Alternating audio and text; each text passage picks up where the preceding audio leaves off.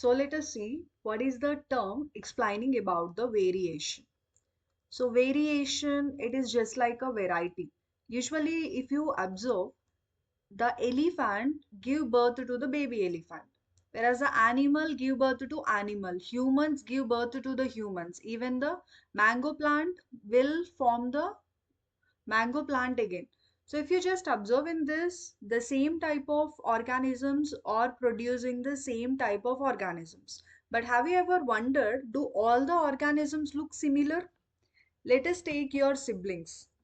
So even in your siblings, sometimes you show some resemblance and sometimes you are completely look different from each other. So that is because of the variations. So variations is a kind of differences which you can find in the organisms, and these are considered as the main raw materials for the evolution process. So what is a evolution?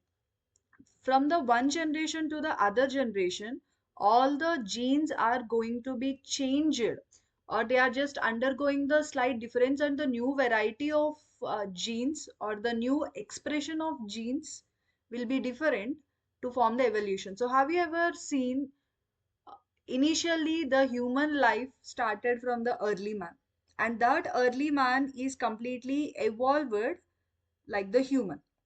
Now, if you just see, there is no variation, there is no differences.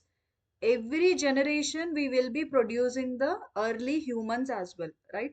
So we know that humans are found around like 8,000 to 1,000 years of BC. From that time we know the humans. And because of the variations, and these variations can be seen in the sexual reproduction. As a variations found in the sexual reproduction, we are finding the different varieties of the humans. If there is no variation in the sexual reproduction, whoever the early humans were there will be born in each and every generation without any evolution process, right? So here, these are your parents, and these parents are producing the next generation. We consider it as a progeny or the offsprings. Just imagine there is no variation. So whatever the offsprings, whoever the offsprings are produced, they look exactly like the parents. Whenever this offsprings become the parents, their next generation will also look the same. So you cannot see any differences. And that differences were possible. Whoever the progeny is formed here, we consider them as a hybrid varieties, or they are look different from their parents. They are not same as their parents. That happened because of the variation process. And due to this variation exploitation, it is actually going on. People are collecting the different variety of the genes which are naturally present in the population. Suppose we have the original type, there is a original population without any gene change. So that original population, that may be a plants or the animals. So this population we are considering, they may be of the plants or maybe of the animals. Original, we are considering them as a wild type without any changes, without any gene changes. Now, these particular wild type which are naturally occurring will be having a particular desired characters. We are extracting the desired characters from these type of organisms, and we are introducing these genes to make the our desired organism. Suppose there is an example which is mentioned in NCRT. We are taking the wild type of cows. These are the ancestral wild cows, and we are using this genetic technology, biotechnological principles. These wild type of cows are actually breeded into the different varieties, and there is a one breed we are considering it as a Indian breed cows which can be found in the Punjab. Those are Sahiwal cows in Punjab. So what they have done is they modified some of the genetic characters, and they designed a new variety of organism with the desirable characters, and that was possible by the process called as the variation, right? So we already discussed what is meant by genetics, evolution, variations. And let us get into the next word, that is gene symbol. We know what is meant by gene, which is the basic fundamental hereditary unit. And what is the gene symbol? That genes will be representing in the symbol form, in the letter form, we call it as a gene symbols.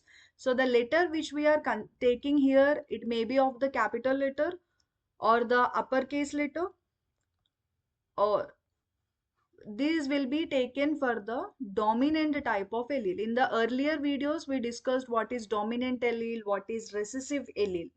And if you are taking the small letters or the lower case letters, and that represents the recessive allele. And how you need to take this uppercase letter, lowercase letter. Suppose there is a one trait that is a tall. We take it as a dominant trait.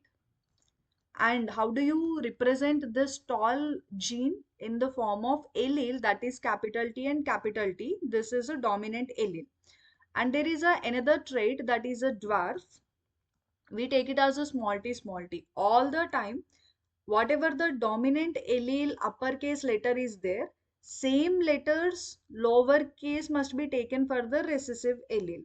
So if you are just representing the genes in the allele form, those are called as the gene symbols. And here we have some more terms. What is meant by trait and the character? And it leads to a lot of confusion. Sometimes we consider both are of the same, but slight difference is there. The trait is called as a heritable variant. So the trait is considered as heritable variant of a character. So whatever the variation you can see in the character, that can be called as a trait. Means it can be said as a physical behavior. Like if the person have blue eyes, some curly hair, those you can observe. The observable feature or the heritable variant of a character, it can be physical or behavior. You can observe physically or in the behavior. So that is called as a trait. And what is meant by character? Character is like a role which we are playing. So heritable expressed attribute of an organism, any observable feature. So if you observe anything, the any observable feature, we call it as a character. So here heritable expression, the genes are expressing, right? How they are expressing that heritable expression of an organism is called as a character. Suppose let us take the Mendel considered the pea plant and he observed some of the characters. So height is a character, he took it. And the flower position, stem length, pod shape, pod color, seed shape, seed color, different characters were considered by the Mendel for his experiments. Each character will have the traits. So height is a character. The traits are of tall or the short. So this tall and short are the traits of the height character. Okay. So we have the one more term, that is contrasting traits. Contrast means the opposite. What is meant by trait? The heritable variant of an character, the physical or the behavior expression, we call it as a trait. So contrasting trait is nothing but the alternative form of a character. Contrasting means it is an alternative form of a character, is called as a contrasting trait. So a trait can be represented by the two forms. Whenever these two forms are opposite to each other, they are termed as the contrasting traits. Suppose the contrasting trait for the height, that is the tall and the short. So these two are opposite to each other. So the tall is opposite to short. But these two are considered as the traits. But what is the character here? Height is the character. So the alternative form of a character, whenever these are opposite to each other, it is containing the two traits. Whenever these two traits are opposite to each other, that is called as a contrasting trait. And here another term is cross. So we will be studying in this genetics what is meant by cross. The simple term, a cross is nothing but a mating between the two individuals. A mating or the mode of fertilization, reproduction, the mating between two individuals. After the meeting, it leads to the fusion of gametes. Meeting between two individuals leading to fusion of gametes. Once the gametes are fused, once the male and female gametes are fused, it helps in the formation of the zygote. So that before the formation of zygote, that mating process, we call it as a cross. So this will be denoted with the symbol that is X. Suppose you take the tall and the short, and the tall organism is giving the tall gametes, tall gene containing gametes, the short gene containing gametes. You are using the symbol X here. X is representing the crossing between this male gamete and the female gamete. Then it forms the organism. So that is considered as a cross. And these crosses are of the different types: monohybrid, dihybrid, trihybrid, test cross, back cross. So a lot of um, types are there. So we'll go with the first one. So cross is just like a mating between the gametes. So we'll go with monohybrid cross. Mono means single, hybrid means variety. The monohybrid, the cross is taking between the two organisms with the different traits of a character. Of course, it is like a definition, we cannot change it. Monohybrid cross is nothing but a cross is happening. So all the time the cross can happen between the two organisms. And how the two organisms should be present? With the different traits of a character. So we already discussed what is character and trait.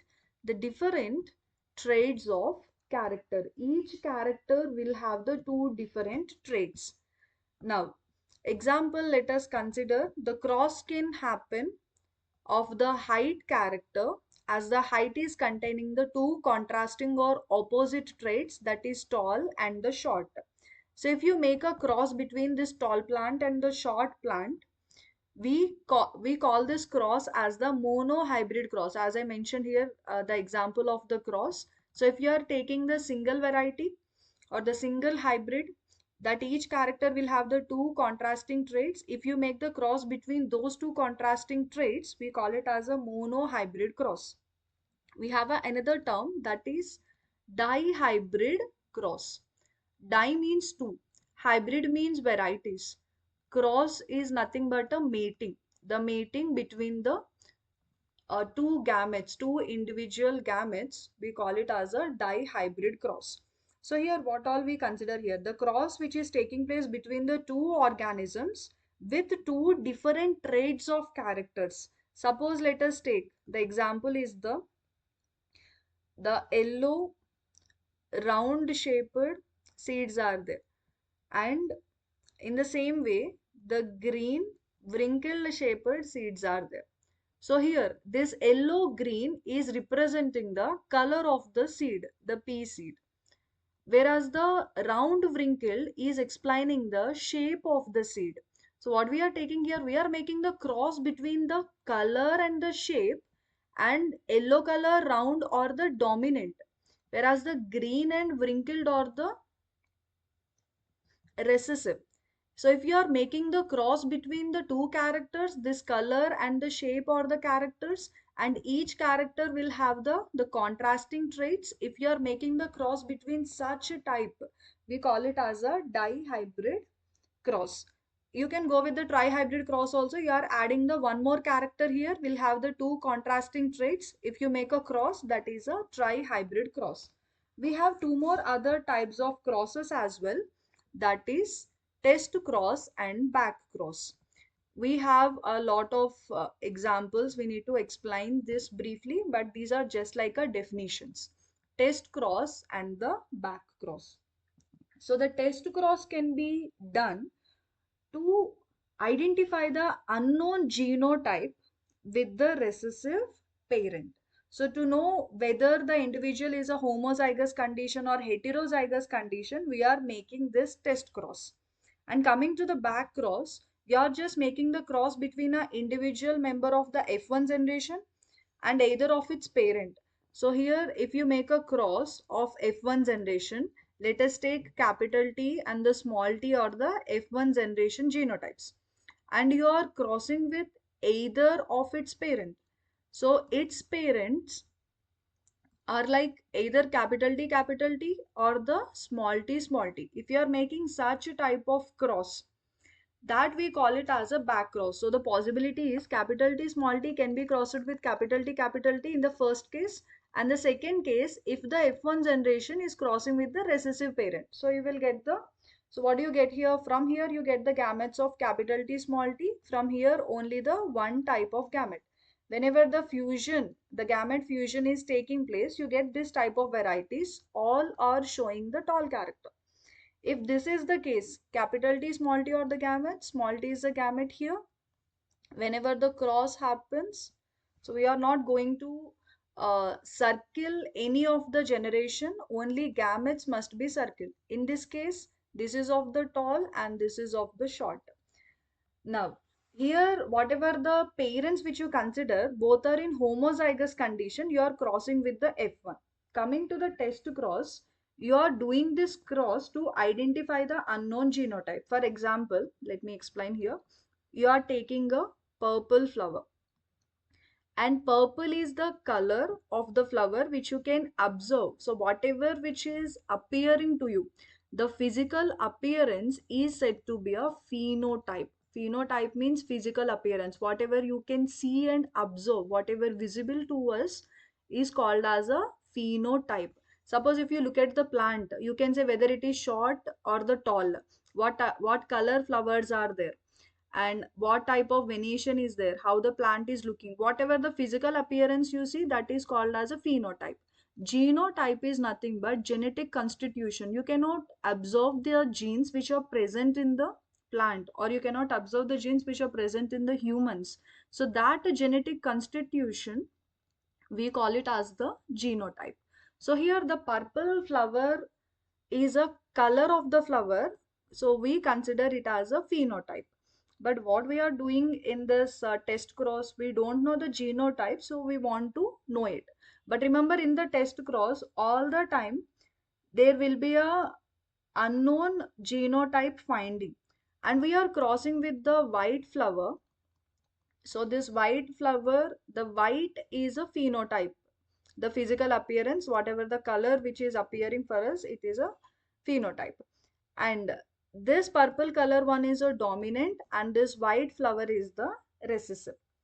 Now let us say this dominant is like a male and the recessive is like a female. In this, both the cases, we know the phenotypes, purple and the white. But what are the genotypes? We don't have any idea about it. So here in the dominant one, we have unknown genotype. So this unknown genotype may be of a homozygous condition or maybe of a heterozygous condition. We don't know which one will fit here. We want to find it. And coming to the recessive one, we know obviously it is small p and small p. So these are the prediction. It may be this crossed with capital P, or the crossed with capital P and small p. So if you are just trying to know what type of unknown genotype is present, to test it we are performing it. So either capital P fits here or capital P small p fits here.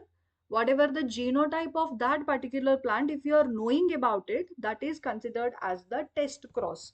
Anyhow, we will be going with the explanation part. After knowing all the terms, then only we can understand the genetics part and the concept.